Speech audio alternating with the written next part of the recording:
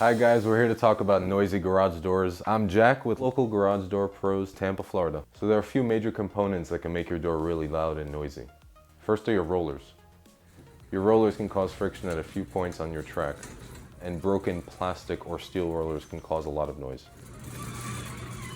A rusty spring can cause a lot of noise as the coils rub against each other when the door is moving up and down.